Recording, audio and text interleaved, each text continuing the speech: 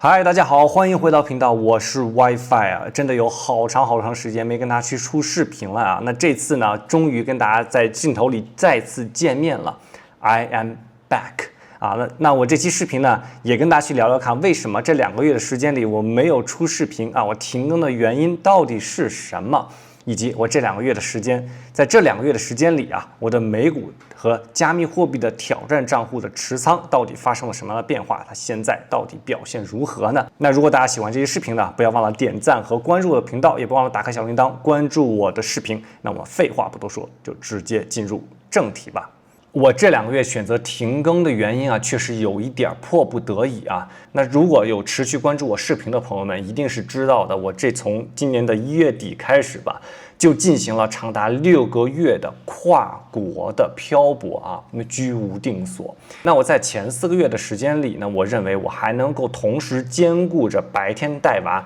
晚上录视频、制作视频的这样的一个节奏哈。但是在最近这2个月，我越发的觉得，其实也觉得好像是不是因为年纪大了的原因吧啊，我的精力和体力其实已经跟不上了，逐渐的跟不上了，也很有可能是因为同时带2个娃，带了时间太长了以后啊，这种身心的这种疲惫呢，就是那种日积月累的呢，就积攒出来了。所以说啊，我在过去的这一段时间里哈，我就选择了停更，实在是因为每天晚上到了娃睡觉以后呢，我真的就只想躺平了和关注一下股票市场，真的没有精力去研究市场、录视频、去想跟大家出视频内容的这种时间和精力了。所以呢，只能跟大家去说声抱歉啊，这2个月选择了停更。那最近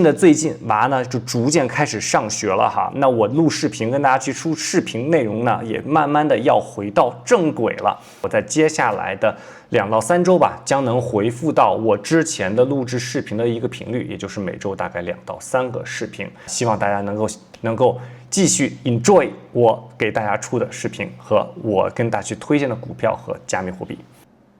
那好了，那说完这以后呢，当然要看看我这2万的挑战账户啊，2万的美股和2万的加密挑战账户在最近这2个月表现如何吧。那首先我们来看一看美股的挑战账户啊，距今天8月13号收盘为止啊，我现在的账户的余额是$22,322美金啊，那我的持仓收益呢是正的$2358美金。那经历过了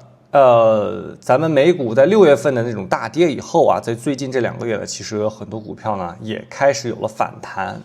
那我在这个持仓里头表现最好的2只股票啊，毋庸置疑是 Microsoft 微软以及 Amazon 亚马逊啊。在发布了财报以后呢，他们每一家公司都大涨了20%到30%啊。那我现在的持仓的第1和第2大的持仓比例呢，正是微软和亚马逊，而这2家公司是我这半年以来吧，持续的跟大家去推荐，让大家去进行加仓的2只股票。那果不其然，正如我所说的啊，价值投资。虽然说之前的股价是非常低的啊，让大家认为是比如说巨软也好，亚马逊怎么着都无法能够反弹，能够再一次创造新高也好哈，具有价值的、低估值的、有独角兽的。基础面非常好的公司啊，它的上涨呢是迟早的。那在最近的一次财报呢，他们终于开始了补涨啊。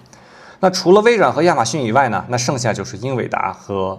Intuit 还有 Oracle。那 Oracle 这2天在整体市场趋于稳定的时候呢，甲骨文呢也开始了它的上涨。那从它的最低点大概115美金的位置呢，现在也涨到了152美金。那它现在的这个走势呢，也符合我的对它的一个预期吧哈。除了我这挑战账户中的前5个持仓以外呢，还有 Circle 和 TTD 啊。Circle 表现呢中规中矩啊，没有涨太多，也没有跌太多。但是对于 TTD 啊的 Trade Desk 在最近的一次财报进行了暴跌，现在股价仅仅只有13.5块啊。它在我的持仓里的浮亏呢达到了负的63%，所以我会在接下来这几天呢，对这家公司呢再做一次的评估，我来决定一下接下来我到底会做什么样的一个调整。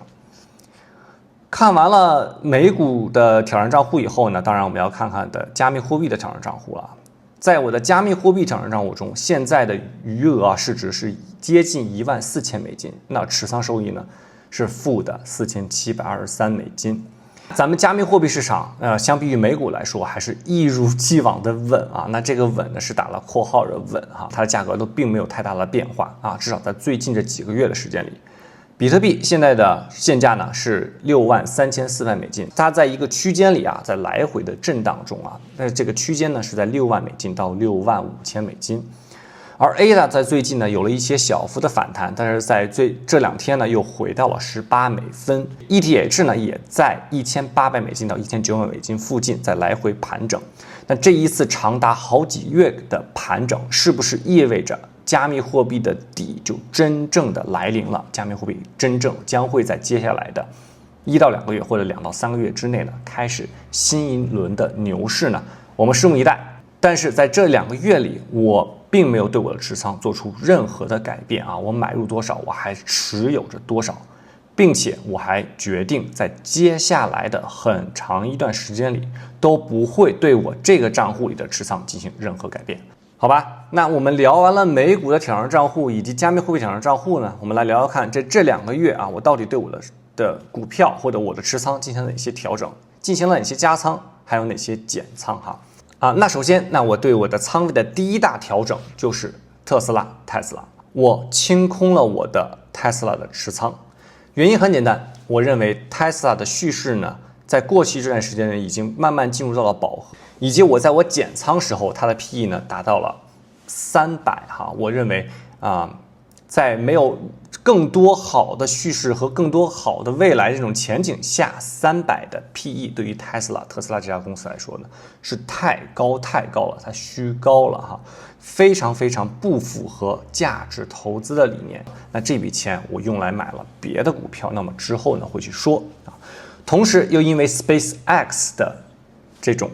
上市哈。那 SpaceX 和 Tesla 这2家公司的合并这样的消息呢，就蜂拥而至了。我也想等待一下 SpaceX 和 Tesla 的股票呢趋于稳定了以后呢，再决定我到底加仓哪只股票。那我对我的仓位的第2大调整呢，就是 AMD 啊。我原本持仓有300股，那我现在卖出了100股，还保留了200股。同时呢，我也追加了AMD 在今年尾部的时候年末前的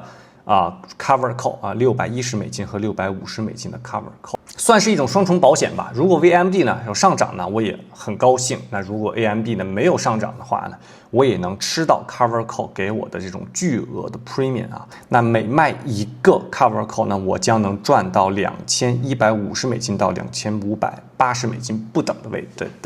的一个巨额的现金仓位。那讲完了减仓以后呢，我们来讲讲看我的加仓哈。那我在我的这个 RA 账户里呢，我的加仓的第一大目标呢是 Netflix 奈飞我在最近这2个月呢，持续在缓入了买入中。那买入奈飞的这部分资金呢，就来自于我所有的对于股票的 covered call 的 premium 那等于说我是用了这个 premium 白赚了 Netflix 的这个股份。同时我觉得奈飞现在的股价$74，实在是太便宜了。它很有可能不像什么储存芯片这些股票能涨得那么的快，那么的猛，但是它的稳定性是非常强的。而且我认为它回到它的最高点是毋庸置疑的，以后创出新高呢也是有非常大的可能的。那至于年限，有可能是1年，有可能2年，有可能更长时间。那对于我在我的 RA 账户里头，只要 Netflix 能够保证它的年收益率能达到12%到15%，我就非常满意了那除了加仓奈飞以外呢，我还加仓了 Oracle 甲骨文我在最近的1个月内有缓慢在低位在$125左右呢，在进行甲骨文的加仓，并且在卖出甲骨文的 puts。原因是很简单的，原因就是因为我认为甲骨文在$120的时候，简直是 steal deal 是一个非常好的买入机会。除了我在买入正股以外呢，我也在赚在低位买入甲骨文的卖出期权的 premium。当时它的 premium 也是非常丰厚的。在我买入正股和卖出 puts 以后呢，甲骨文呢也迎来它的上涨，现在呢涨到了$153那我之前卖出的所有的 puts 的期权